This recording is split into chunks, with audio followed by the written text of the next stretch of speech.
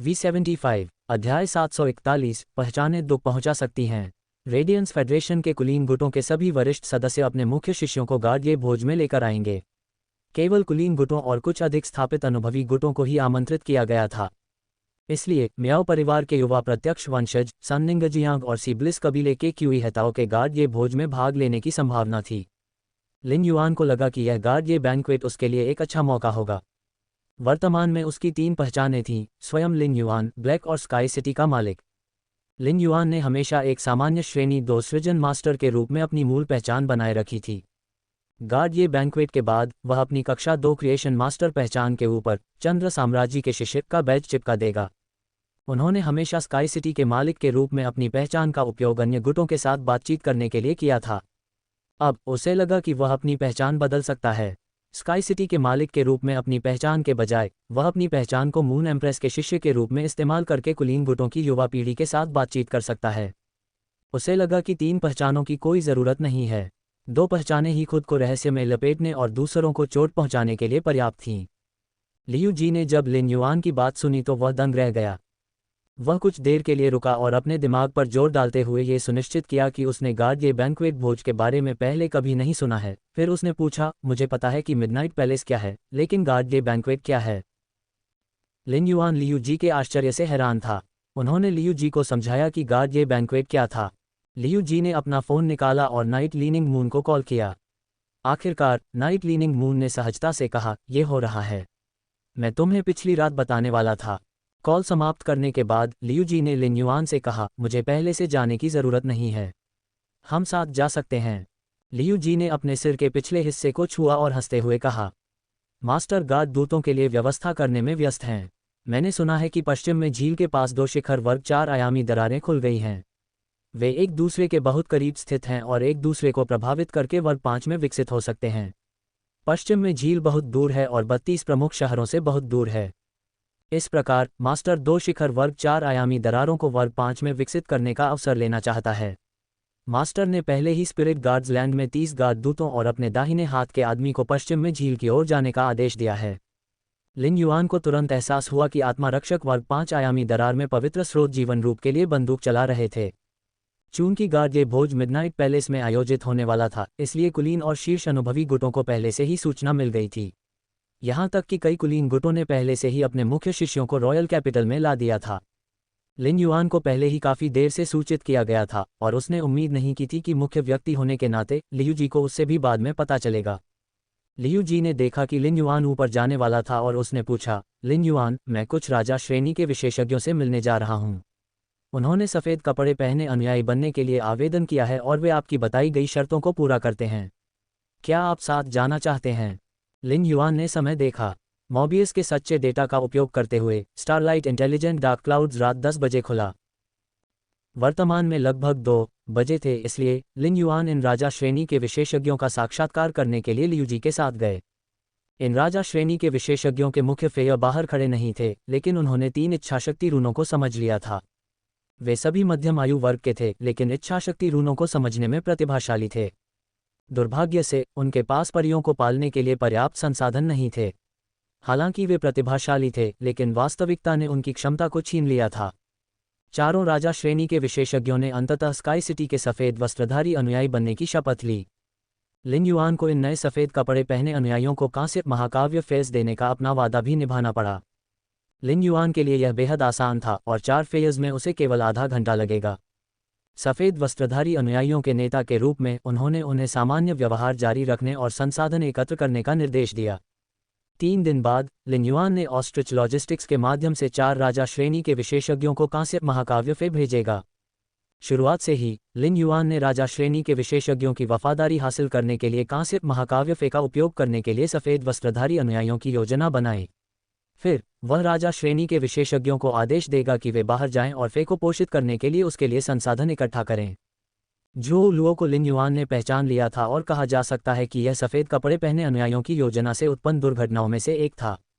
ऐसा लग रहा था कि इन 4 नए श्वेत वस्त्रधारी अनुयायियों को सुधरने के लिए अभी भी कुछ समय की आवश्यकता है। धीरे धीरे स्काई सिटी के सफ़ेद कपड़े पहने अनुयायियों की संख्या बढ़ती जाएगी। जब स्काई सिटी को इन सफ़ेद कपड़े पहने अनुयायियों की आवश्यकता नहीं रह जाएगी, तो वे स्काई सिटी को घेरे बादलों की तरह हो जाएंगे। स्काई सिटी जब भी आवश्यक हो उन्हें वापस बुला सकती है। बादल तेजी से एकत्र होंगे और अविश्वसनीय प्रभाव पैदा करेंगे।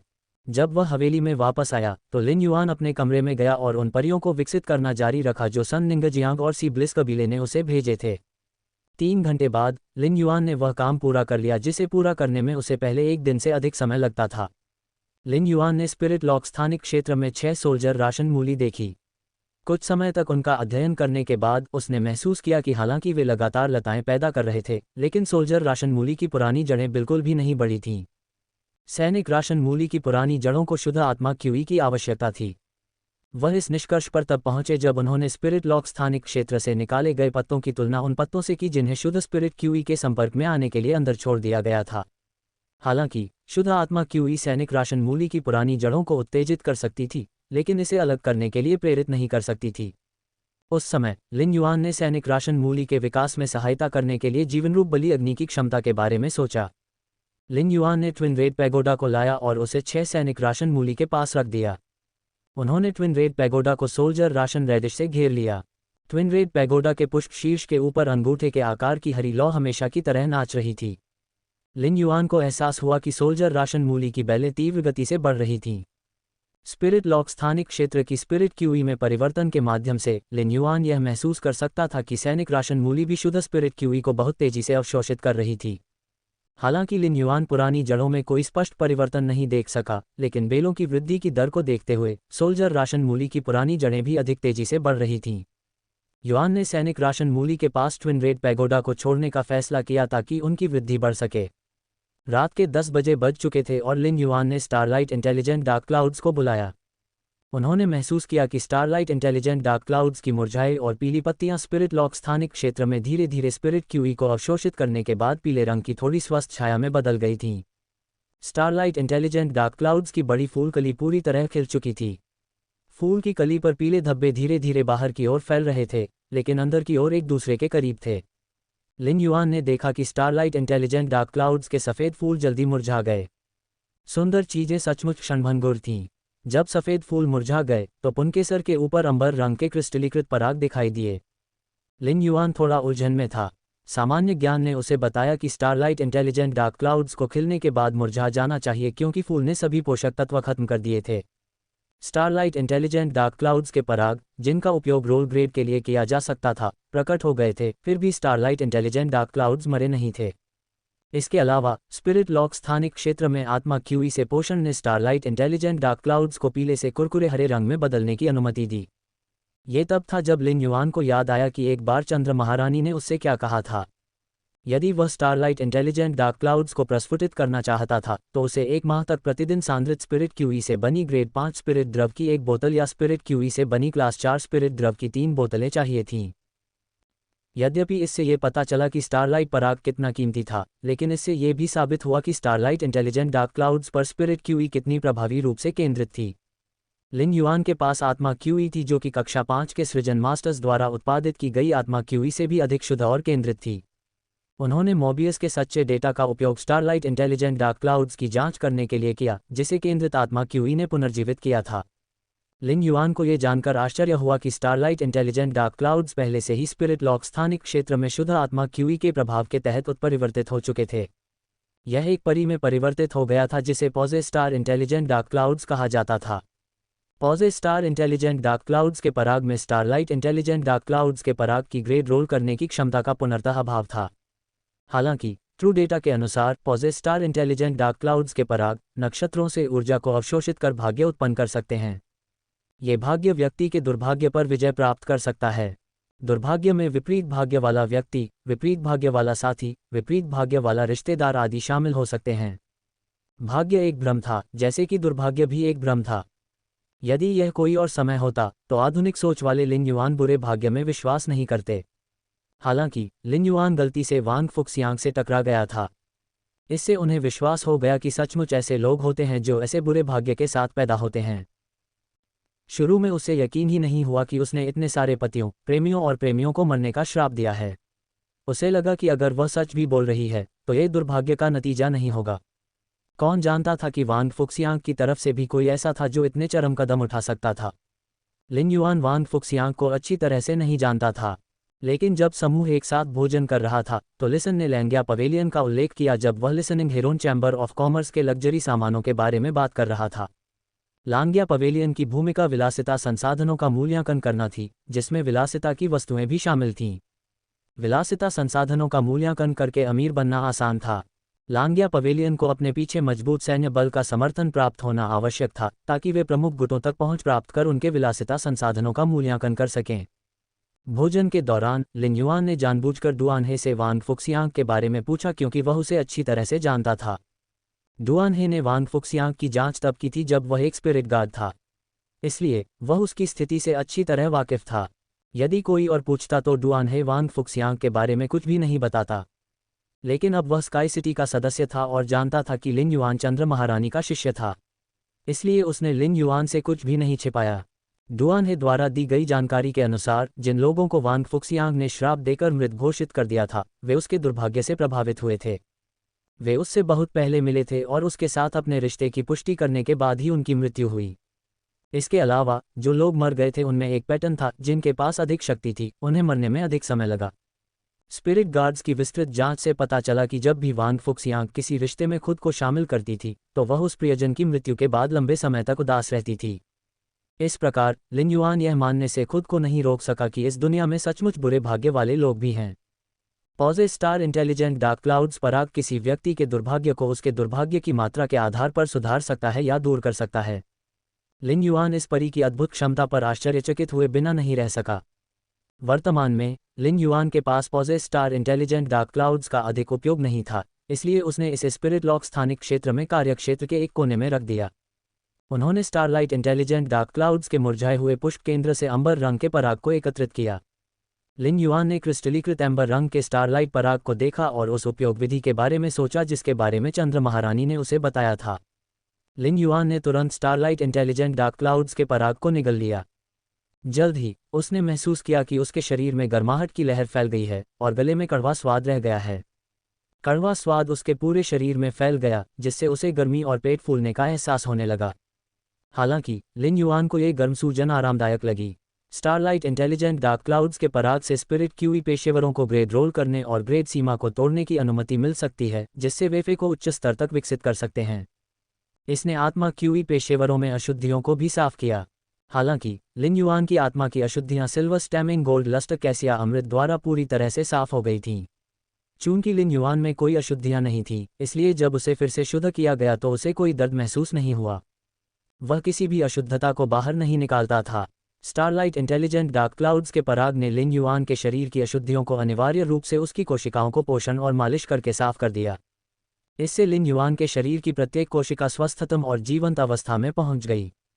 एक क्षण बाद लिन युआन ने अपनी आंखें खोलीं और महसूस किया कि उसके पास पहले की तुलना में बहुत अधिक ऊर्जा थी। आत्मा क्यूई पेशेवर उन फे की सीमा को महसूस कर सकते हैं जिन्हें वे अनुबंधित कर सकते हैं। लिन युआन के बी रैंक स्पिरिट क्यूई पेशेवर बनने के बाद वह स्पष्ट रूप से महसूस कर सकता था कि उसकी अपनी सीमा प्लेटिनम एक्स थी। जैस्मिन लिली ग्रेड रोल कर सकती थी क्योंकि लिन युआन का शरीर सिल्वर स्टैमिंग गोल्ड लस्ट कैसिया अमृत से साफ हो चुका था और क्योंकि जैस्मिन लिली एक परी थी जो मोर्बियस के स्पिरिट लॉक स्थानिक क्षेत्र से आई थी। लिन युआन की आध्यात्मिक ऊर्जा ने इसे संकुचित नहीं किया। अब जब उसने स्टारलाइट इंटेलिजेंट डार्क क्लाउड्स के पराग का सेवन कर लिया था तो लिन युआन को यह महसूस हो गया था कि उसकी सीमा डायमंड एक्स तक बढ़ गई थी। उसने तुरंत ईथरियल जेलीफिश को बुलाया और वह तुरंत लिन युआन के सिर की ओर उड़ गई और उसके ऊपर आराम से बैठना चाहती थी। ऐसा लग रहा था जैसे लिन युआन ने ईथरियल जेलीफिश की गतिविधियों का पूर्वानुमान लगा लिया था, क्योंकि उसने एक कदम आगे बढ़ाया और अपना सिर झुकाया। ईथरियल जेलीफिश लिन युआन की गर्दन पर उतरी। उसके लाल तंतु उसकी गर्दन के चारों ओर एक बड़े दुपट्टे की तरह लिपटे हुए थे। ये लिन युआन के सफ़ेद और नीले रंग के स्पिरिट क्यूई कपड़ों से मेल खाता था और उसे उत्सवी लुक दे रहा था। लिन युआन ने अपनी गर्दन से ईथरियल जेलीफिश को निकाला और उसके एंटीना और स्पर्शकों को सहलाया। उन्होंने पाया कि ईथरियल जेलीफिश छूने में सबसे ज़्यादा सुखद थी क्योंकि यह उछलती हुई जेली की तरह महसूस होती थी। जीनियस का मुलायम फर भी इसकी तुलना नहीं कर सकता था। लिन युआन ने गुर्राती हुई ईथरियल जेलीफिश से कहा, ईथरियल जेलीफिश, मैं तुम्हारा ग्रेड बढ़ाने जा रहा हूँ। उसने स्थानिक माता शंख के अंडे के छिलके से बना आत्मिक द्रव निकाला जो उसे चंद्र महारानी ने दिया था। स्पिरिट फ्लूइड की बोतल ने स्पिरिट लॉक स्थानिक क्षेत्र पर किसी भी तरह से प्रतिक्रिया नहीं की। इसने सैकड़ों स्थानिक फूलों का उत्पादन नहीं किया जैसा कि रेडियंट मून पैलेस में इसे बाहर निकालने पर हुआ था। लिन युआन ने सोचा, ऐसा लगता है कि मेरे स्पिरिट लॉक स्थानिक क्षेत्र की हवा बाहरी दुनिया की तुलना में बहुत अधिक स्थिर है। इथरियल जेलीफिश इतनी समझदार नहीं थी कि लिन युआन की बात समझ पाती, लेकिन जब उसने महसूस किया कि लिन युआन उसके स्पर्शकों को सहला रहा है, तो इथरियल जेलीफिश ने अपना एंटीना ऊपर उठा लिया। उसने लिन युआन की ओर अपना एंटीना हिलाया जैसे कि वह लिन युआन से उसे ट्रिम करने के लिए कह रहा हो। लिन युआन ने पहले भी कई बार इसके एंटीना को काटा था।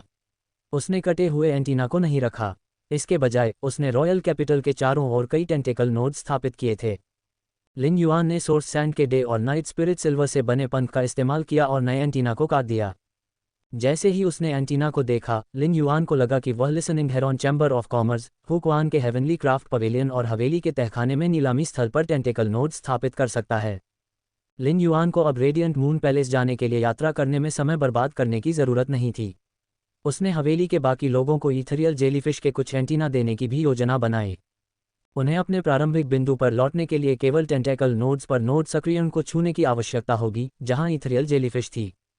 एक तरह से लिन युआन उनके लिए एक आपातकालीन जीवन रक्षक तुरुप का पत्ता तैयार कर रहा था। यहां तक कि अगर राजा श्रेणी के विशेषज्ञों ने लिसन को घेर लिया तो वह नोड सक्रियण को छू सकता था और उस स्थान पर लौट सकता था जहां इथरियल जेलीफिश थी।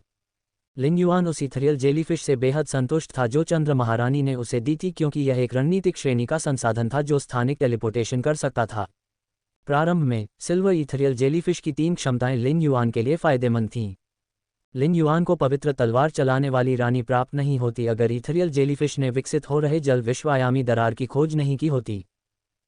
इसके अलावा उसे विधि क्रिस्टल के टुकड़ों और विधि स्रोत क्रिस्टल से विधि क्रिस्टल का उत्पादन करने की क्षमता भी प्राप्त नहीं होती और न ही उसे दिव्यकाष्ठ संघ में अपनी इच्छानुसार आने जाने का अवसर मिलता। लिन युआन इथरियल जेलीफिश को डायमंड एक्स लीजेंड में विकसित करने के लिए स्पिरिट फ्लूइड का उपयोग करने वाला था। इसका स्तर छलांग और सीमा से बेहतर हो जाएगा। स्रोत प्रकार के जीवन रूप फे से अलग थे। फे लगातार अपने रक्त रेखाओं को विकसित कर सकते थे और रूपांतरित हो सकते थे, लेकिन अधिकांश स्रोत प्रकार के जीवन रूप विकसित नहीं हो सकते थे और अपने नाम नहीं बदल सकते थे। केवल कुछ विशेष अपवाद थे, जैसे कि रेड थॉर्न और डुआन हेज अनमैचेबल बर्ड। इथरियल जेलीफिश वही थी, लेकिन लिन युआन आने वाली नई क्षमताओं के लिए बेहद उत्सुक थी। लिन युआन ने कॉक खोला और सिल्वर स्पिरिट द्रव को इथरियल जेलीफिश पर डाला। जब स्पिरिट द्रव का संपर्क इथरियल जेलीफिश से हुआ तो उसके लाल शरीर ने स्पंज की तरह द्रव को अवशोषित कर लिया। लिन युआन ने इथरियल जेलीफिश पर अधिक स्पिरिट द्रव डाला और उसने सारा तरल अवशोषित कर लिया। जब लिन युआन ने सारा स्पिरिट द्रव इथरियल जेलीफिश पर डाला तो उसने देखा कि वह चांदी की रोशनी से चमकने लगा। ये चांदी जैसी रोशनी इथरियल जेलीफिश के लाल शरीर को घेरे हुए थी। कुछ ही समय बाद इथरियल जेलीफिश का शरीर बढ़ने लगा। चूंकि उसे ब्लैकी को विकसित करने का अनुभव था, इसलिए उसने तुरंत इथरियल जेलीफिश को स्पिरिट लॉक स्थानिक क्षेत्र से बाहर निकाल लिया। इथरियल जेलीफिश ऐसा लग रहा था जैसे वह नशे में हो और इधर उधर छटपटा रही हो। बाहर की हवा स्पिरिट लॉक स्थानिक क्षेत्र की तरह स्थिर नहीं थी। इथरियल जेलीफिश के शरीर में मौजूद चांदी की ऊर्जा ने लिन युआन के कमरे के चारों ओर स्थानिक उतार चढ़ाव की छोटी छोटी लहरें फैला दीं। इथरियल जेलीफिश के शरीर में लाल रोशनी अचानक चांदी की रोशनी को काटती है और स्थानिक उतार चढ़ाव का विस्तार होता है, जिससे लिन युआन की दृष्टि अवरुद्ध हो जाती है। जबकि स्थानिक उतार चढ़ाव बाहर की ओर प्रवाहित हुए, इथरियल जेलीफिश प्रकाश की एक गेंद में गायब हो गई। कुछ ही क्षण बाद वह पुनः प्रकट हो गया, मानो वह कभी गया ही न हो। लिन युआन को पता था कि इथरियल जेलीफिश विभिन्न आयामों के माध्यम से यात्रा कर चुकी थी। इसके ठेकेदार के रूप में लिन युआन को यह महसूस हो गया था कि इसका स्तर विकसित हो रहा है। स्थानिक उतार चढ़ाव ने इथरियल जेलीफिश के शरीर को अवरुद्ध कर दिया, फिर भी उसकी आभा अधिक से अधिक केंद्रित हो गई। जब इथरियल जेलीफिश की ग्रेड और आभा विकसित होना बंद हो गई तो उसके शरीर से लाल प्रकाश भी कम होकर इथरियल जेलीफिश के शरीर में वापस चला गया। स्थानिक उतार चढ़ाव अब लिन युआन की दृष्टि को अवरुद्ध नहीं कर रहे थे। उन्होंने महसूस किया कि विकसित इथरियल जेलीफिश का स्वरूप काफी बदल गया था। इसके टेंटिकल्स पहले सिर्फ 30 सेंटीमीटर के आसपास हुआ करते थे, लेकिन अब ये लगभग 1.5 मीटर हो गए थे। इसकी छतरी भी बदल गई थी और अब लाल नहीं रही। इसके बजाय पारदर्शी लाल रंग चमकीला चांदी बन गया था। ऐसा लग रहा था जैसे ताज़ा खून और चांदी जैसा पानी मिल गया हो। इथरियल जेलीफिश के तंबू भी मोटे हो गए। तीनों तंबू अब लिन युआन की कलाई जितने मोटे हो गए थे जब उन्हें एक साथ मिला दिया गया। इसके अलावा इथरियल जेलीफिश के विकसित होने के बाद एक और मुख्य तंतु भी विकसित हुआ। यह मोटा था और शल्क की एक हल्की परत से ढका हुआ लग रहा था।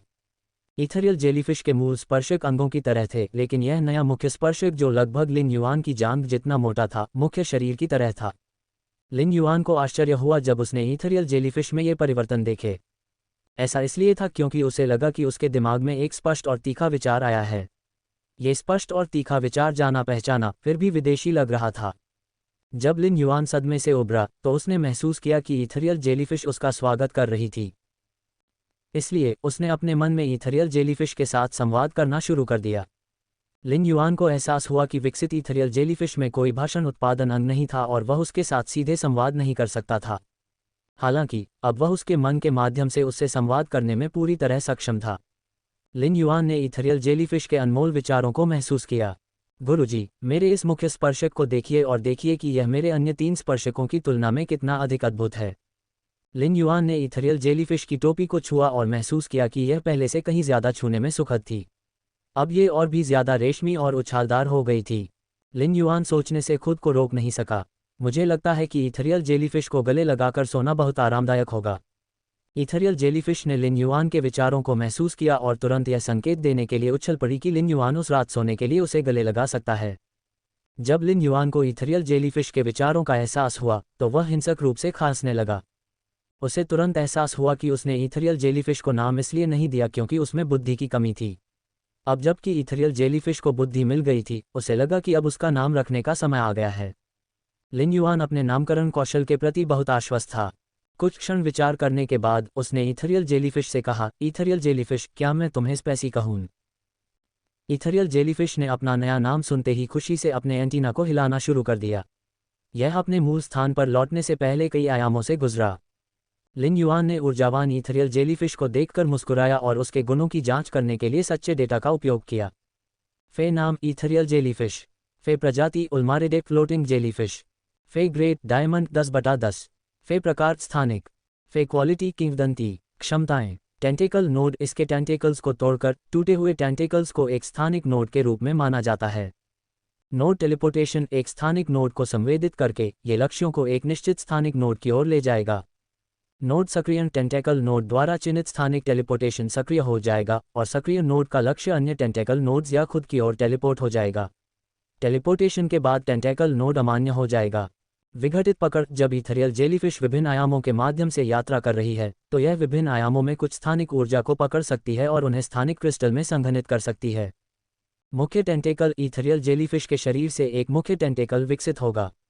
जब मुख्य टेंटेकल को बड़ी मात्रा में स्थानिक ऊर्जा की आपूर्ति की जाती है तो ये गिर जाएगा। गिरा हुआ मुख्य टेंटेकल ईथरियल जेलीफिश के स्थान से जुड़ने वाले किसी भी स्थान पर एक अंतरिक्ष सुरंग बना सकता है। स्थानिक बदलाव, किसी निर्दिष्ट क्षेत्र में ऊर्जा को गोल किया जा सकता है। जब ईथरियल जेलीफिश रोशनी करती है और दूसरे आयाम में जाती है तो निर्दिष्ट क्षेत्र से ऊर्जा को दूसरे आयाम में लाया जा सकता है। विशिष्ट कौशल, अंतरिक्ष सुरंग, अंतरिक्ष में बड़ी संख्या में टेंटेकल्स को तोड़ें या टेंटेकल्स को स्थानिक आध्यात्मिक सामग्रियों के साथ जोड़कर एक विशेष लंबी दूरी का अंतरिक्ष मार्ग बनाएं। जब 3 लंबी दूरी के अंतरिक्ष मार्ग हों तो नया मार्ग बनाने से पहले उनमें से एक को हटाना होगा। लिन युआन ईथरियल जेलीफिश द्वारा प्राप्त स्तर से आश्चर्यचकित नहीं था। उन्हें पहले से ही पता था कि चंद्र साम्राज्य का आत्मिक द्रव ईथरियल जेलीफिश को डायमंड एक्स लीजेंड में विकसित कर देगा। लेकिन जब उसने ट्रू डेटा पर 3 नई क्षमताओं को देखा तो लिन युआन की भौं थोड़ी सी हिल गई। अस्थायी आघात के बीच जाने के बाद लिन युआन के विचार अनियंत्रित होने लगे। गोल्ड डिसोसिएट कैच ने ईथरियल जेलीफिश को विभिन्न आयामों से स्थानिक ऊर्जा को स्थानिक क्रिस्टल में संघनित करने की अनुमति दी। लिन युआन को अपनी इस क्षमता के बारे में थोड़ा उलझन महसूस हुई। डिसोसिएट कैच का कोई युद्ध उद्देश्य नहीं था। इसका उपयोग केवल उत्पादन के रूप में किया जा सकता था। ईथरियल जेलीफिश की अंतरिक्ष सुरंग ने जब इसका उपयोग किया था तो बड़ी मात्रा में स्थानिक ऊर्जा का उपयोग किया था और अब डिसोसिएट कैच से स्थानिक क्रिस्टल समाप्त हो चुकी स्थानिक ऊर्जा की पूर्ति कर सकते हैं। लेकिन किसी अन्य के लिए डिसोसिएट कैच जैसी उत्पादन प्रकार की क्षमता प्राप्त करना जो अत्यधिक मूल्यवान स्थानिक क्रिस्टल का उत्पादन कर सकती है, जैकपॉट मारने जैसा होगा। यदि अंतरिक्ष सुरंग का उपयोग नहीं किया गया तो स्थानिक क्रिस्टल को अच्छी रकम से भी अधिक कीमत पर बेचा जा सकता था। लेकिन लिन युआन के लिए आखिरी चीज जो उसे चाहिए थी वह थी अधिक संसाधन। यद्यपि स्थानिक आध्यात्मिक सामग्रियां आध्यात्मिक प्रकार की आध्यात्मिक सामग्रियों से भी अधिक दुर्लभ थीं, लेकिन जब तक लिन युआन उन्हें प्राप्त करने के लिए प्रयास करने को तैयार था वह उन्हें फैन क्लब या कंडेंस फेरी ऑर्चर्ड के कनेक्शनों से प्राप्त कर सकता था। हालांकि डिसोसिएट कैच पूरी तरह से बेकार नहीं था। कम से कम लिन युआन स्थानिक आध्यात्मिक अवयवों की कमी के डर के बिना स्पेस टनल का उपयोग कर सकता था। इससे लिन युआन को बहुत परेशानी से बचाया जा सकता था क्योंकि उसे स्थानिक आध्यात्मिक अवयवों को खुद इकट्ठा करने की ज़रूरत नहीं पड़ती। लिन युआन की पूर्ण सुरक्षा। हालांकि इथेरियल जेलीफिश को एक स्थानिक क्रिस्टल का उत्पादन करने में लगने वाला समय अभी भी लिन युआन के लिए एक रहस्य था। अब जब वह इथेरियल जेलीफिश के साथ संवाद कर सकता था तो लिन युआन को अब और प्रयोग करने की आवश्यकता नहीं थी। लिन युआन ने इथेरियल जेलीफिश से पूछा, स्पेसी डिसोसिएट कैच को एक स्थानिक क्रिस्टल का उत्पादन करने में कितना समय लगता है? इथेरियल जेलीफिश ने तुरंत लिन युआन के दिमाग के माध्यम से उत्तर दिया, मुझे एक स्थानिक क्रिस्टल को संघनित करने में लगभग 15 घंटे लगते हैं। जब इथेरियल जेलीफिश संवाद कर रही थी तो वह एक चमकदार चांदी जैसी लाल रोशनी से जगमगा उठी। इथेरियल जेलीफिश ने अपने तंबुओं को इधर उधर घुमाया और ध्यान से खुद को महसूस किया और फिर कहा, मेरा एक तंबू बहुत दूर की जगह पर है। स्पेस टनल के जरिए उस जगह तक पहुंचने के लिए 2 स्पेशियल क्रिस्टल की ज़रूरत होगी। लिन युआन को तुरंत पता चल गया कि स्पेसी उस टेंटेकल को महसूस कर रही थी जिसे मिस्टिक मून ने दिव्य लकड़ी संघ में छोड़ा था।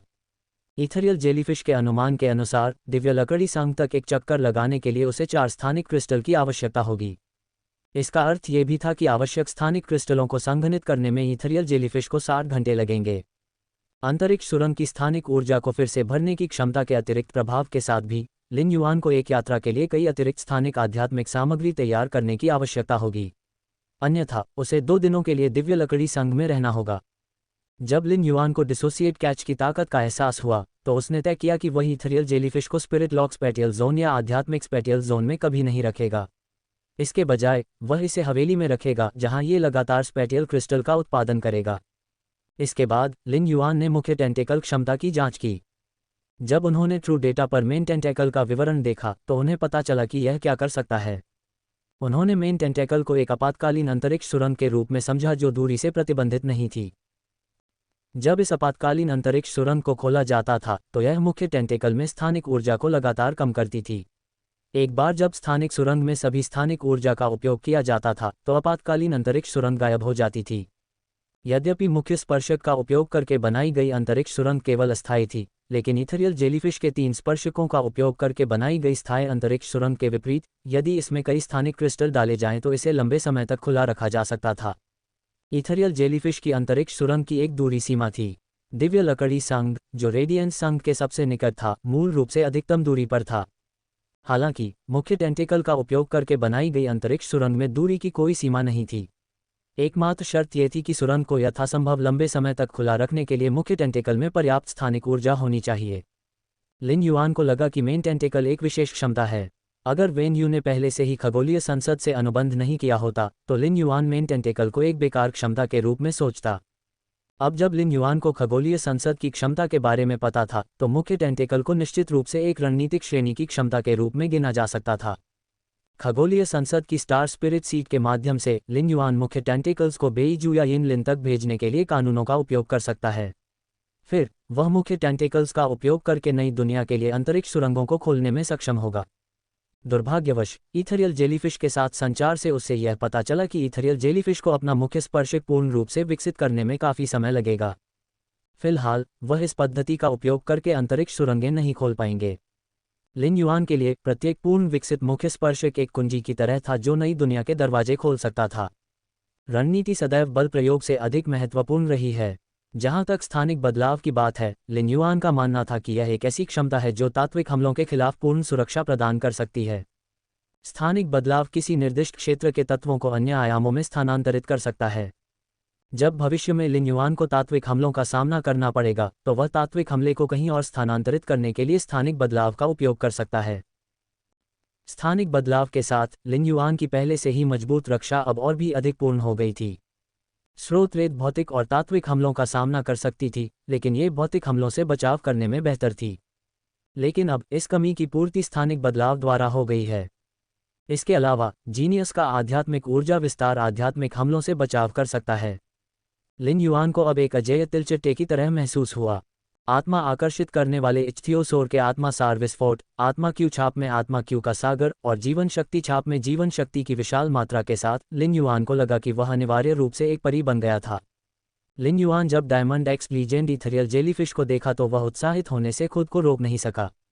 वह नहीं जानता था कि इथेरियल जेलीफिश कब स्वाभाविक रूप से इच्छाशक्ति रून को समझने में सक्षम होगी और काल्पनिक नस्ल में विकसित होगी।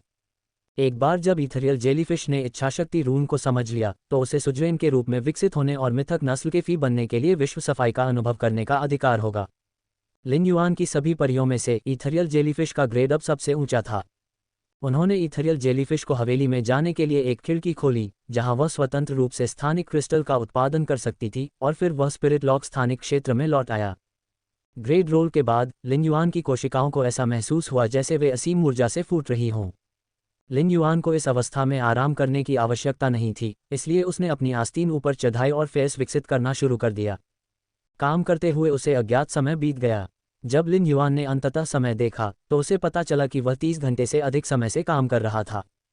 उसने उन सभी परियों का विकास पूरा कर लिया था जो सुन निंगजियांग और सी ब्लिस कबीले ने उसे भेजे थे। इस बीच उन्होंने किसी भी स्पिरिट क्यूई क्रिस्टल का उपयोग किए बिना ब्लिस की एक गर्भित एंजलफिश को कांस्य लीजेंड में विकसित कर दिया था और उसके अंडों में बड़ी मात्रा में स्पिरिट क्यूई इंजेक्ट कर दिया था। कला मंच, मार्शल मंच और मार्शल आर्ट मंच। मछली के अंडों को शुद्ध आत्मा क्यूई द्वारा मजबूत किया गया, जिससे ब्लिस की एंजलफिश का पेट बहुत बड़ा हो गया। एक बार जब सी ब्लिस कबीले के हाथ इस एंजलफिश ऑफ ब्लिस लग गई तो उन्होंने इसे अपने सबसे मूल्यवान खजाने की तरह मान लिया। लेकिन लिन युआन की शुद्ध आत्मा क्यूई की आपूर्ति के बिना ये सामान्य रूप से संतान को जन्म देने में सक्षम नहीं होगी। लिन युआन की कड़ी मेहनत ने 2 सप्ताह का कार्यभार पूरा कर लिया था। विकसित फे को देखकर उसे बहुत सुकून महसूस हुआ। हालांकि उन्होंने उन्हें बाहर भेजने की योजना नहीं बनाई थी। इसके बजाय वह समझौते के अनुसार उन्हें धीरे धीरे बैचों में भेजेंगे। यदि वह एक साथ इतने सारे फेयर्स भेजे तो ये बहुत चौंकाने वाला होगा। जैसे ही लिन युआन स्पिरिट लॉक स्थानिक क्षेत्र से बाहर निकलने वाला था, उसने एक हल्की सी आवाज़ सुनी। उसने देखा कि ग्रे के अंडे की बाहरी परत के पंखों का रंग उड़ गया था और अंदर की परत पर ग्रे के सफ़ेद पंख सुनहरे पैटर्न के साथ दिखाई दे रहे थे। जब उन्होंने वहां जाकर जांच की तो उन्हें पता चला कि ग्रे 1 महीने के भीतर ही अंडे से बाहर आ जाएगा। लिन युआन ने अपनी हथेली को काटा और खून को ग्रे के अंडे पर टपकने दिया ताकि उसके और ग्रे के बीच रक्त संबंध मजबूत हो सके। इसके बाद उन्होंने स्पिरिट लॉक स्थानिक क्षेत्र को छोड़ने से पहले विंड स्पीड रैपिड एंटीलोप को एक स्वर्गीय युवती ग्रेड मौलिक मोती खिलाया। स्पिरिट लॉक स्थानिक क्षेत्र से बाहर निकलने के बाद उसने देखा कि झांग शियाओबाई और गाओ फैंग ने उसे 30 घंटों के दौरान बुलाया था जब वह काम कर रहा था। लिन युआन ने सबसे पहले झांग शियाओबाई को वापस बुलाया। कॉल के दूसरे छोर पर झांग शियाओबाई ने कहा, लिन युआन, मैं आपको इस रेस्टोरेंट के बारे में बताता हूं जिसे मैंने हाउस ऑफ एनविएबल फ्रेग्रेंस नाम से खोजा है। हालांकि यह एक बुफे रेस्टोरेंट है, लेकिन इसमें सभी प्रकार का मांस मिलता है। झांग शियाओबाई के शब्दों पर लिन युआन की भौहें फड़क उठीं। जब लिन युआन झांग शियाओबाई के साथ एक रेस्तरां में गया था और उसे ग्रिल्ड मेमने की कुछ स्टिक खाते हुए देखा था तो लिन युआन के मुंह में पानी आ गया था। लेकिन भुने हुए मेमने के मांस का एक निवाला और उसकी कस्तूरी जैसी गंध ने उसे लगभग बेहोश कर दिया। उसका तालू हल्का नहीं था और वह बहुत सारा लाल भुना हुआ मांस खाता था। हालांकि वह तीव्र कस्तूरी गंध बर्दाश्त नहीं कर सका। लिन युआन के जवाब देने से ठीक पहले झांग शियाओबाई दर्द से चिल्लाए और शिन यंग की आवाज़ गूंजी, तुम लिन युआन को मांस के बारे में क्यों बता रहे हो? पिछली बार तुमने उसे लगभग उल्टी करवा दी थी। तुम्हारे अलावा कोई और ऐसा मांस नहीं खाता। झांग शियाओबाई ने विलाप करते हुए कहा, मैं इसे तुम्हारे लिए खाता हूँ। जल्द ही लिन युआन ने झांग शियाओबाई से दर्द भरी 2 या 3 और चीखें सुनी। जाहिर है शिन यंग ने झांग शियाओबाई पर कई बार प्रहार किया था। कुछ देर बाद उसने झांग शियाओबाई को दर्द भरी आवाज़ में कहते सुना, लिन युआन, हमने एक्सट्रीम गिल्ड क्लब के साथ अपने अनुबंधों के सभी मुद्दों को सुलझा लिया है। अब हम आज़ाद हैं और जल्द ही आपसे मिलने हवेली जाएंगे। लिन युआन के चेहरे पर एक चमकदार मुस्कान तैर गई। वह झांग शियाओबाई और बाकी लोगों से अक्सर संपर्क करता रहता था और वे चारों 2 बार हवेली में भी जा चुके थे। अब चूंकि वे चारों वास्तव में स्वतंत्र थे, वे उसके डोम गिल्ड क्लब में शामिल हो सकते थे। डोम गिल्ड क्लब का आधार रिटर्न फ्रॉम फार में हवेली के पीछे का क्षेत्र था। हुक्वान ने डोम गिल्ड क्लब की इमारत का निर्माण पूरा कर लिया था, लेकिन अंदरूनी हिस्सा तैयार नहीं हुआ था। जब वे चारों आए और भवन सज गया तो वे वहां रह सके। हाँ, आ जाओ, मैं प्रवेश द्वार पर तुम्हारा स्वागत करूंगा। लिन युआन कॉल समाप्त करने ही वाला था जब उसने झांग शियाओबाई को रहस्यमय तरीके से कहते सुना, जब हम वहां पहुंचेंगे तो हमारे पास आपको दिखाने के लिए कुछ अच्छा होगा। फोन रखने के बाद लिन युआन हैरान रह गया। उसे कोई सुराग नहीं था कि वह रहस्यमयी चीज़ क्या थी। हालांकि उन्होंने इस पर ज्यादा ध्यान नहीं दिया क्योंकि वे जल्द ही यहां आ जाएंगे। तब वह उनसे पूछ सकेंगे। अब लिन युआन ने गाओ फैंग को बुलाया। एक क्षण बाद जब लिन युआन कॉल छोड़ने ही वाला था, गाओ फैंग ने कॉल उठा ली। लिन युआन को एहसास हुआ कि गाओ फैंग उससे ऐसे बात कर रहा था जैसे किसी को उसकी माँ ने रंगे हाथों पकड़ लिया हो। लिन युआन ने धीरे से पूछा, क्या आप अपने परिवार के साथ हैं? गाओ फैंग ने स्वीकृति की हल्की आवाज़ निकाली और धीरे से जवाब दिया, मुझे 5 मिनट दीजिए। कॉल तुरंत काट दी गई। 5 मिनट बाद गाओ फैंग ने लिन युआन को वापस बुलाया। लिन युआन ने अभी फ़ोन उठाया ही था कि उसने गाओ फैंग को आह भरते हुए कहते सुना, मैं रॉयल कैपिटल आया था और तुम्हारे साथ कुछ मौज मस्ती करना चाहता था। हालांकि मेरे माता पिता मुझे कुछ बेकार लोगों से मिलने के लिए अंतहीन पार्टियों में शामिल होने के लिए कहते हैं। वे मुझे बिल्कुल भी खाली समय नहीं देते। जब उसने गाओ फैंग का स्वर सुना तो लिन युआन को पता चल गया कि गाओ फैंग उदास महसूस कर रहा है।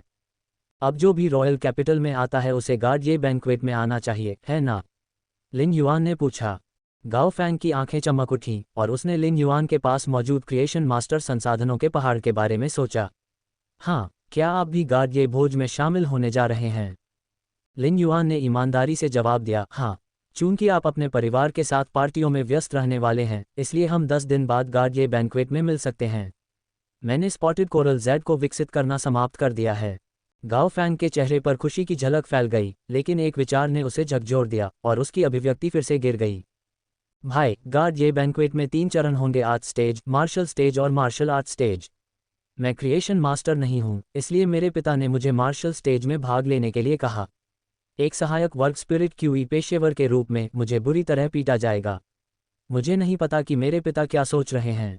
ये काफ़ी बुरा है कि उन्होंने मुझे रेडियंस 100 सीक्वेंस परीक्षा में प्रवेश दिलाया, लेकिन वह मुझे मार्शल स्टेज में शामिल होने के लिए कैसे मजबूर कर सकते हैं? गाओ फैंग ने जो कहा उससे लिन युआन थोड़ा उलझन में था। उसने चंद्र महारानी से इन 3 चरणों के बारे में नहीं सुना था, इसलिए उन्होंने असमंजस में पूछा, गाओ फैंग, ये 3 चरण क्या? फैंग लिन युआन के शब्दों से दंग रह गया। वह लिन युआन की इस बात की जानकारी की कमी से पूरी तरह हैरान था कि गार्ड बैंक्वेट कैसे आगे बढ़ने वाला था। अभिजात वर्ग और शीर्ष अनुभवी गुटों को गार्ड बैंक्वेट के बारे में जानकारी 2 सप्ताह पहले ही मिल गई थी। प्रमुख गुटों में कला मंच, मार्शल मंच और मार्शल आर्ट मंच को लेकर उन्माद था। गार्ड बैंक्वेट में कई उच्च प्राथमिकता वाले व्यक्ति उपस्थित होंगे। हालांकि चीफ गार्ड ने एक शिष्य को स्वीकार कर लिया था, लेकिन अन्य महत्वपूर्ण लोगों ने ऐसा नहीं किया था। यहाँ तक कि जिन महत्वपूर्ण लोगों के पास पहले से ही शिष्य थे, वे भी और शिष्यों को स्वीकार कर सकते थे। कला मंच, मार्शल मंच और मार्शल आर्ट मंच शीर्ष गुटों के मुख्य सदस्यों के लिए अपने कौशल दिखाने के अवसर थे। फिर भी लिन युआन को कोई सुराग नहीं मिला, इसलिए गाओ फैंग ने विस्तार से समझाना शुरू किया। आर्ट स्टेज शिष्यों के लिए अपनी क्रिएशन मास्टर क्षमताओं को प्रदर्शित करने का एक मौका है, जबकि मार्शल स्टेज का उद्देश्य स्पिरिट क्यूई पेशेवरों की शक्तियों का परीक्षण करना है। हालांकि बेहतर शिष्य स्पिरिट क्यूई पेशेवर और क्रिएशन मास्टर दोनों हैं।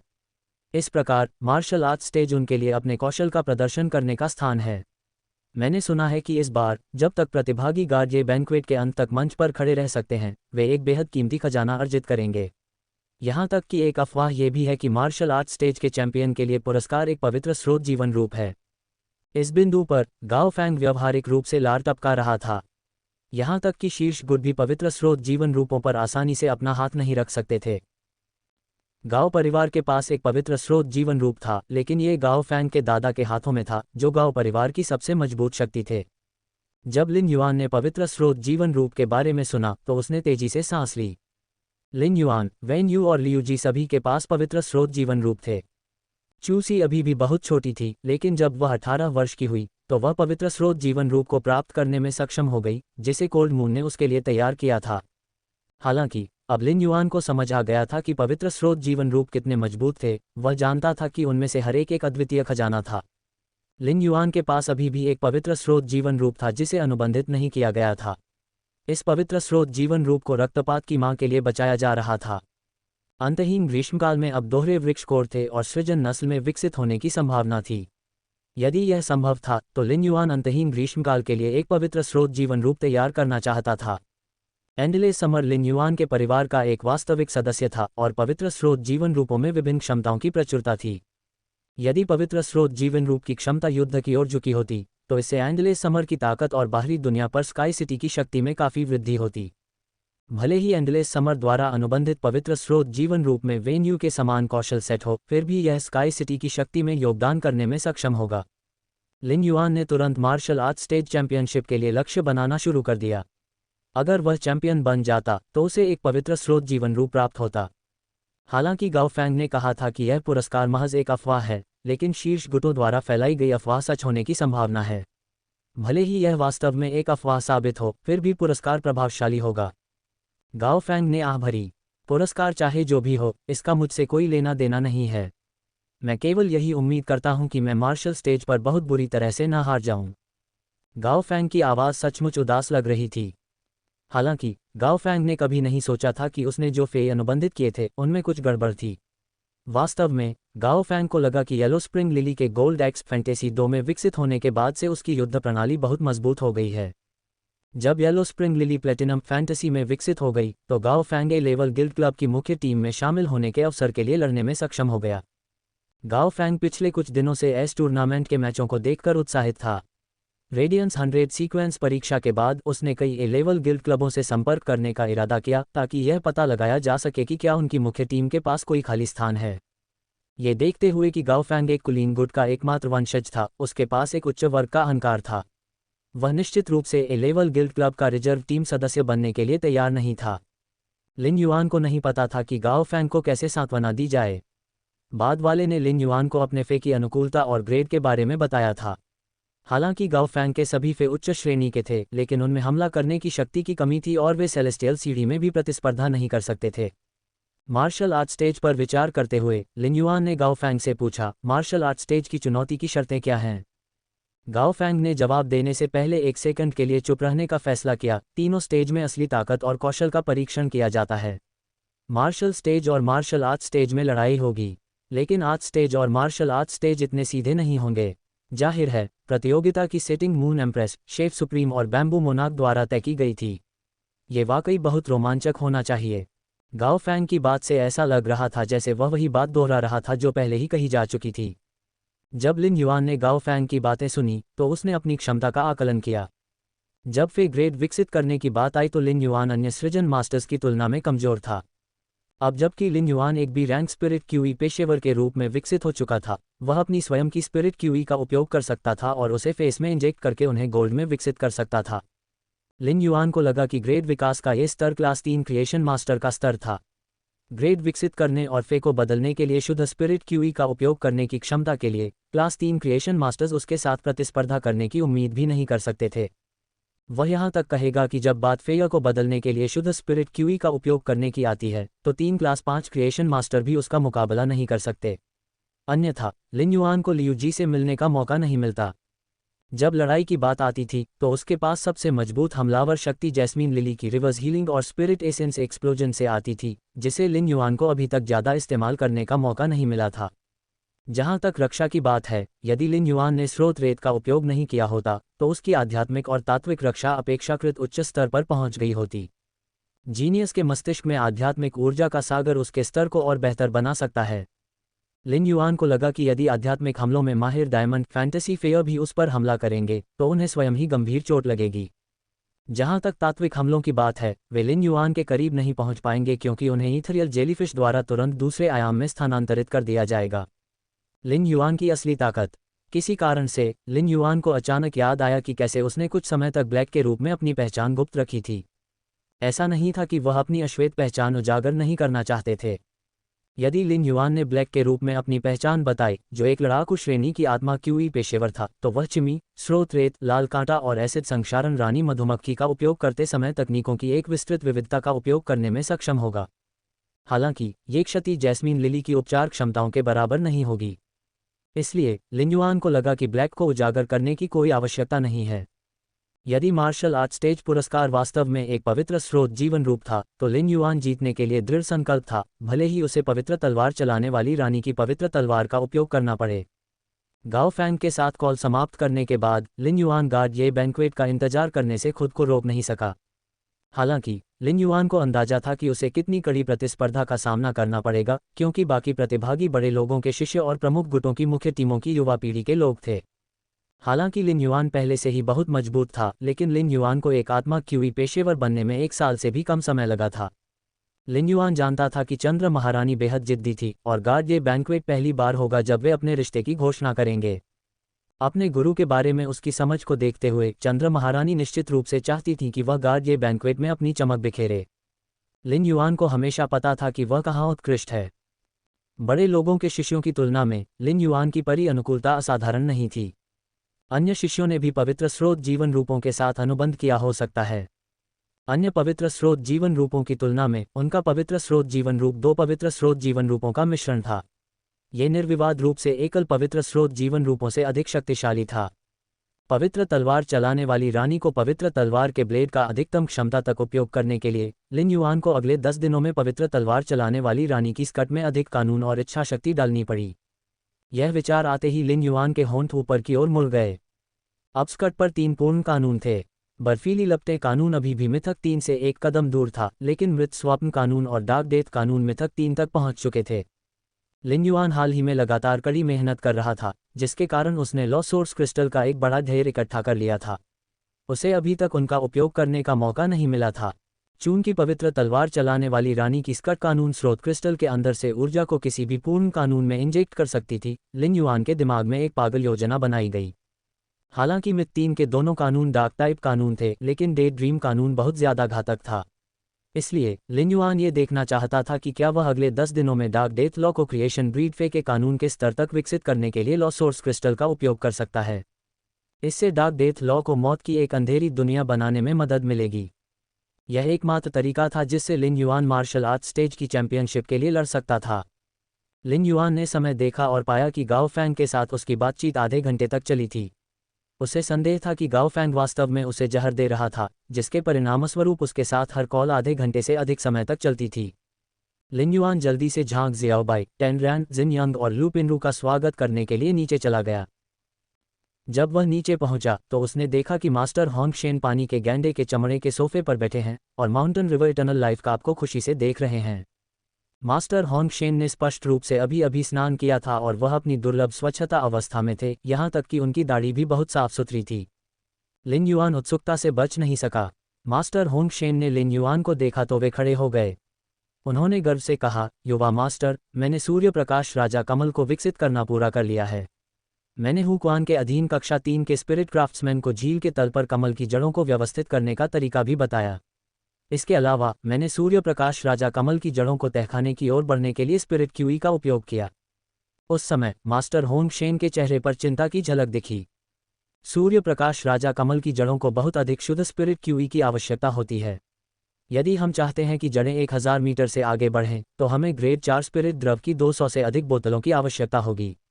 यदि शुद्ध स्पिरिट क्यूई केंद्रित है तो जड़ों के सिरे बहुत पतले होंगे और युवा सूर्य प्रकाश राजा कमल को प्रकाश प्रदान करने के लिए अपर्याप्त होंगे। मैंने सूर्य प्रकाश राजा कमल के लिए आवश्यक केंद्रित शुद्ध आत्मा क्यूई के मुद्दे को पहले ही सुलझा लिया है। जब तहखाना पूरा हो जाएगा तो जड़ें जुड़ सकेंगी। चिंता मत करो युवा मास्टर, मैंने पहले से ही तहखाने के लिए आवश्यक क्रिएशन मास्टर उपकरणों के कई सेट तैयार कर लिए हैं, जो आपने मुझे दिए स्वर्गीय युवती श्रेणी के मौलिक मोतियों के 2 ब्रोकेड बक्सों का उपयोग करके तैयार किए हैं। जब तहखाना पूरा हो जाएगा तो मैं तुरंत कई गोल्डन लोड्स ब्रोकेड मोतियों का पोषण करना शुरू कर दूंगा। मास्टर होंग शेन ने बोलते समय अपने हाथों को आपस में रगड़ा, मानो वह उत्साहित प्रत्याशा से भरे हुए थे। लिन युआन को याद आया कि झांग शियाओबाई और बाकी लोग जल्द ही आ रहे हैं और उन्होंने मास्टर होंग शेन से कहा, मास्टर होंग शेन, झांग शियाओबाई, शिनयंग, लू पिनरू और तानरान जल्द ही यहाँ आएंगे। आज से वे डोंग गिल्ड क्लब के रिजर्व टीम के सदस्य होंगे। अगर आप फ्री हैं तो कृपया उन्हें अपने फे को विकसित करने में मदद करें। मास्टर होंग शेन ने खुशी से सिर हिलाया और कहा, चूंकि आपने पूछा है, मैं निश्चित रूप से अपना सर्वश्रेष्ठ प्रयास करूंगा। जब वह बोल रहे थे, मास्टर होंग शेन मदद नहीं कर सके, लेकिन झांग शियाओबाई, तानरान, लू पिनरू और शिनयंग की किस्मत की सराहना की कि उन्हें लिन युआन जैसा दोस्त मिला। मास्टर होंग शेन झांग शियाओबाई के समूह की वित्तीय स्थिति से अच्छी तरह वाकिफ थे। उनकी आय का मुख्य स्रोत मास्टर होंग शेन के लिए आध्यात्मिक सामग्री इकट्ठा करना था। फेस को विकसित करने के लिए बड़ी मात्रा में मूल्यवान आध्यात्मिक सामग्री और क्रिएशन मास्टर संसाधन आवश्यक थे। भले ही उसने उनके फे को मुफ्त में विकसित किया हो और उनसे उनके श्रम के लिए पैसे न लिए हों, लेकिन वे आत्मा द्रव्यों को बनाने के लिए आवश्यक उच्च श्रेणी की आध्यात्मिक सामग्री नहीं खरीद सकते थे। अगर वे उच्च श्रेणी की आध्यात्मिक सामग्री खरीद पाते तो वे वर्तमान स्तर से कहीं अधिक ऊंचा स्तर प्राप्त कर लेते। मास्टर होंग शेन को अपने फेया को विकसित करने के लिए कहने से यह स्पष्ट हो गया कि लिन युआन नहीं चाहता था कि उन्हें आध्यात्मिक सामग्री का स्रोत स्वयं खोजना पड़े। लिन युआन द्वारा संसाधनों के प्रावधान के साथ मास्टर होंग शेन को लगा कि झांग शियाओबाई और बाकी लोग अपने संघर्षों को खत्म मान सकते हैं। अब से उनकी यात्रा सुचारू रूप से चलने वाली थी। युआन के एक बयान से मास्टर होंग शेन को लिन युआन के अपने दोस्तों के प्रति रवैये को समझने का मौका मिला। किसी गुट के नेता के लिए ऐसी ईमानदार भावना रखना दुर्लभ था। मास्टर होंग शेन संयोगवश इस गुट में शामिल हुए थे, इसलिए उन्हें लगा कि वह उनकी स्थिति में होने के लिए भाग्यशाली थे। जब मास्टर होंग शेन ने लिन युआन को बाहर निकलते देखा तो वह दौड़कर उसके पास गया और बोला, युवा मास्टर, मैं उन चारों का अभिवादन करने के लिए आपके साथ चलूंगा। उन्हें कुछ समय के लिए मेरे साथ रहने दीजिए। मैं तहखाने का निर्माण पूरा होने से पहले उनके परियों का पालन पोषण करने की पूरी कोशिश करूंगा। लिन युआन और मास्टर होंग शेन हवेली के प्रवेश द्वार पर पहुंचे। 2 मिनट से भी कम समय में उन्होंने झांग शियाओबाई और बाकी लोगों को देखा। झांग शियाओबाई और बाकी लोग पहले भी इस हवेली में आ चुके थे और इसकी भव्यता देखकर दंग रह गए थे। इस बार वे सजावट से पूरी तरह प्रभावित नहीं हुए, लेकिन पिछली बार जब वे आए थे तो लिन युआन ने हुक्वान को जलमग्न बार ड्रैगन झील पर निर्माण शुरू करने का निर्देश नहीं दिया था। जब उन्होंने मानव निर्मित झील की ओर देखा तो उन्हें एहसास हुआ कि इसमें बहुत बड़ा परिवर्तन हो गया है। झांग शियाओबाई पक्षी से नीचे कूद गया और लिन युआन की ओर दौड़ने ही वाला था कि उसे भालू की तरह गले लगा ले। जब लिन युआन ने झांग शियाओबाई को भुने हुए मांस का थैला लेकर अपनी ओर आते देखा तो वह जल्दी से चकमा देकर भाग गया। अगर वह झांग शियाओबाई को गले लगा लेता तो भुने हुए मांस का थैला उससे टकरा जाता और उसकी पीठ पर एक बड़ा तेल जैसा दाग छोड़ जाता। लिन युआन ने झांग शियाओबाई को चकमा देने के बाद पूछा, क्या एक्सट्रीम गिल्ड क्लब ने आपके अनुबंध समाप्त करने पर आपके लिए चीज़ों को मुश्किल बनाने की कोशिश की थी? झांग शियाओबाई के चेहरे पर गुस्सा साफ झलक रहा था। उन्होंने कहा, जब एक्सट्रीम गिल्ड क्लब ने देखा कि शिन यंग, लू पिंगरू और तान रैन जाग रहे हैं तो वे अचानक उन्हें जाने नहीं देना चाहते थे। सौभाग्य से मेरे पास पहले से ही बर्खास्तगी की प्रक्रिया करने की अच्छी समझ थी, जिस पर नेता पहले ही सहमत हो चुके थे। हमें बस उन तीनों की सहमति की पुष्टि की जरूरत थी, अन्यथा उन्हें सर्दियों के मौसम के बाद तक एक्सट्रीम गिल्ड क्लब में रहने के लिए मजबूर होना पड़ता, जिससे वे स्थानांतरण अवधि से चूक जाते। वे इस साल डोम गिल्ड क्लब में शामिल नहीं हो पाते। जब झांग शियाओबाई बोल रहे थे तो शिन यंग, लू पिंगरू और तान रैन के हाव भाव बेहद कड़वे हो गए। ये स्पष्ट था कि वे एक्सट्रीम गिल्ड क्लब की हरकतों से ज्यादा निराश नहीं हो सकते थे। हालांकि तान रैन पहले से ही 22 साल का था, लेकिन उसका चेहरा जवान था। वह शायद 13 या 14 साल का न लगे, लेकिन फिर भी उसे बहुत प्यारा लड़का माना जाता था। तान रैन लिन युआन की ओर बढ़ा और पूछा, लिन युआन, बिल्ली कहाँ है, जीनियस? तान रैन ने धीरे से अपनी उंगलियों को आपस में रगड़ा और लिन युआन को पता था कि वह जीनियस को दुलारना चाहता था। हाल ही में जीनियस स्पिरिट लॉक स्थानिक क्षेत्र में रहकर स्पिरिट द्रव तैयार कर रहा था। ये लंबे समय से कड़ी मेहनत कर रहा था। तान रैन द्वारा जीनियस का उल्लेख करने पर लिन युआन ने स्पिरिट लॉक स्थानिक क्षेत्र से जीनियस को बुलाया।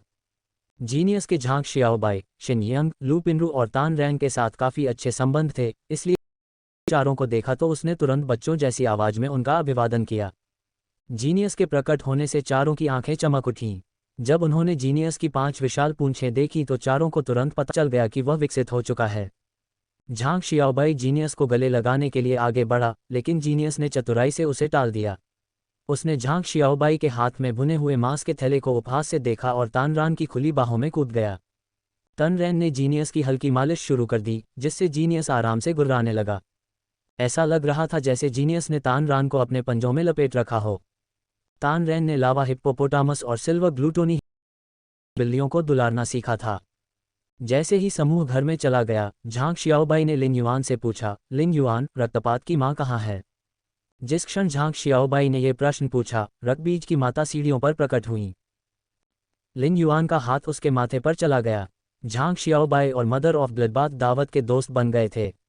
हालांकि मदर ऑफ ब्लडबाथ ने झांग शियाओबाई द्वारा लाए गए कुछ प्रकार के मांस को नहीं खाया, लेकिन उसने जो अन्य प्रकार के मांस रखे थे उनका आनंद लिया। इस प्रकार झांग शियाओबाई हमेशा रक्तबीज की मां के लिए अजीब मांस का एक थैला लाता था। समूह ने बैठकर कुछ देर तक बातचीत की। फिर लिन युआन ने झांग शियाओबाई से पूछा, वह कौन सी अच्छी चीज है जो तुमने कहा था कि तुम मुझे दिखाना चाहते हो? झांग शियाओबाई ने शिन यंग, लू पिंगरू और तान रैन के साथ नजरें बदलीं। उन चारों ने अपनी आध्यात्मिक ऊर्जा प्रसारित की और लिन युआन ने उनकी आध्यात्मिक ऊर्जा से 4 इच्छाशक्ति रून निकलते देखे। स्वाभाविक रूप से लिन युआन इस बात से बहुत खुश था कि उन्होंने इच्छाशक्ति रून्स को समझ लिया था। ये 4 इच्छाशक्ति रून वास्तव में अच्छी चीजें थीं। इन 4 इच्छाशक्ति रूनों के साथ वे इस वर्ष के इस टूर्नामेंट में प्रत्येक में एक फैंटेसी ब्रीडफे प्राप्त करने में सक्षम होंगे। ये डोम गिल्ड क्लब के लिए बहुत बड़ा लाभ था। जब उसने 4 इच्छाशक्ति वाले रून देखे तो लिन युआन के चेहरे पर आश्चर्य की लहर दौड़ गई, क्योंकि उसने देखा कि वे सभी बहुत समान थे। सूक्ष्म अंतर महत्वहीन थे। वे सभी आशा की इच्छाशक्तियां थीं जो तनावपूर्ण वातावरण में प्रकट हुईं। केवल लिन युआन ही हैरान नहीं था, यहाँ तक कि मास्टर होंग शेन और रकबीज की माँ की आंखें भी चौड़ी हो गईं। हर फैंटेसी ब्रीड फे विलपावर रून्स की वजह से अद्वितीय था, लेकिन अब जब झांग शियाओबाई और बाकी लोगों ने 4 समान विलपावर रून्स को समझ लिया था, अगर उन्हें एक ही फे के साथ मिला दिया जाए तो इससे 4 बेहद समान फैंटेसी ब्रीड फे बन जाएंगे। रेडियंस फेडरेशन, गिल्ड एलायंस और स्पिरिट गार्ड्स के सभी गार्डों के पास मानक फे थे। सभी मानक फे में मानक क्षमताएं थीं। हालांकि वे अपने आप में मजबूत नहीं थे, लेकिन मानक फे एक साथ मिलकर प्रभावी ढंग से काम कर सकते थे। उदाहरण के लिए, इंडिगो एज्योर गार्ड्स ने लिन युआन को जिन हॉट स्प्रिंग स्लग को विकसित करने का काम सौंपा था, वे एक दूसरे के साथ मिल सकते थे। संयोजन प्रक्रिया के दौरान वे अपनी चोटों को साझा कर सकते थे और अपनी उपचार क्षमताओं को बढ़ा सकते थे। गिल्ड एलायंस का मानक फे प्लम रेन वॉल क्लैम था जो प्लम रेन वॉल को ढेर कर सकता था। 2 प्लम रेन वॉल क्लैम से बनी प्लम रेन वॉल सिर्फ एक प्लम रेन वॉल क्लैम से बनी प्लम रेन वॉल से ज़्यादा मजबूत थी। हालांकि इन मानक फेयर का सहयोग केवल फैंटेसी नस्ल की गुणवत्ता से पहले ही लागू होता था। जब वे काल्पनिक नस्ल से आगे विकसित हो जाएंगे तो वे पूरी तरह से अलग प्राणियों में बदल जाएंगे। न केवल वे पहले की तरह एक साथ काम करने में असमर्थ होंगे, बल्कि उनकी क्षमताओं पर भी असर पड़ सकता है। दूसरा स्रोत बीज। यही कारण था कि इंडिगो एज्योर गार्ड्स और गिल्ड एलायंस के विशेषज्ञों के मानक फे कभी भी फैंटेसी ब्रीड से आगे विकसित नहीं हो सके। ये ठीक उसी तरह था जैसे प्लम रेन वॉल क्लैम के साथ आपातकालीन सहायक ने लिन युआन और मेंगजू के बीच लड़ाई में हस्तक्षेप किया था। यदि झांग शियाओबाई और बाकी लोगों ने अलग अलग इच्छाशक्ति रूनों को समझ लिया होता, तो लिन युआन उन परियों को विकसित कर सकता था जो उनकी इच्छाशक्ति रूनों के लिए सबसे उपयुक्त होते। हालांकि अब जबकि उनकी इच्छाशक्ति रून इतनी समान थी, लिन युआन ने महसूस किया कि ये इच्छाशक्ति रून जो एक विशेष मानसिक स्थिति में समझे गए थे, उन्हें बर्बाद नहीं किया जाना चाहिए। झांग शियाओबाई और बाकी लोगों को शायद इस बात का एहसास नहीं था कि उनके लिए इस तरह के समान इच्छाशक्ति रूनों को समझना कितना महत्वपूर्ण है, लेकिन लिन युआन और मास्टर होंग शेन, जो सृजन मास्टर थे, अच्छी तरह से जानते थे। लिन युआन ने मास्टर होंग शेन की ओर देखा और पूछा, मास्टर होंग शेन, आपके अनुसार कौन सा फे उन इच्छाशक्ति रूनों के लिए उपयुक्त है जिन्हें उन्होंने समझा है? मास्टर होंग शेन तुरंत समझ गए कि लिन युआन का क्या मतलब था। ये कहा जा सकता है कि मास्टर होंग शेन ने झांग शियाओबाई और बाकी लोगों को बड़े होते हुए देखा था, इसलिए उन्हें उनके परियों और परियों की अनुकूलता की पूरी समझ थी। झांग शियाओबाई को गेल मसल और ब्लडी लीच का संक्रमण हो गया था।